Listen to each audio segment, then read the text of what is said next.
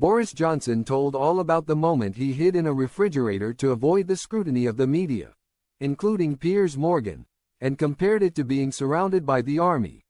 In Boris Johnson's new book, Unleashed, the former Prime Minister told of how Piers Morgan denounced him as a coward.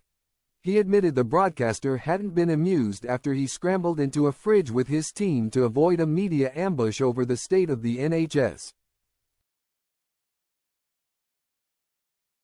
Boris, who'd come under fire for his health strategy during the COVID pandemic, shared how he was left paranoid by the exchange.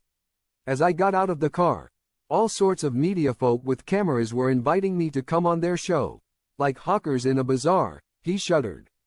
Someone representing the broadcaster Piers Morgan was particularly insistent.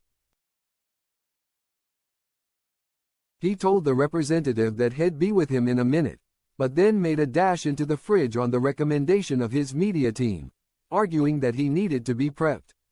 It was freezing cold, pitch black, and he was forced to use the light on someone's mobile phone to avoid total darkness in the dairy company's fridge. There was no other way out than through the front door of the fridge. He exclaimed, claiming that he was surrounded like Butch Cassidy and the Sundance Kid at the end of the famous movie. He added, "The cameras of the nation's TV shows were trained on our fridge, like the rifles of the Bolivian army. Eventually, they had to emerge, only to be faced with national derision. An incontinent Piers Morgan denounced me as a coward and a fridge hider." Boris penned.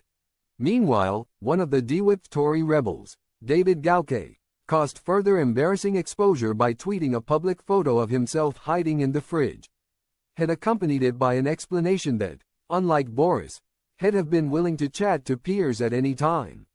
Boris, on the other hand, confessed that while he might seem to be making heavy weather of inconsequential media teapot tempests, they preyed on his mind as he was so paranoid.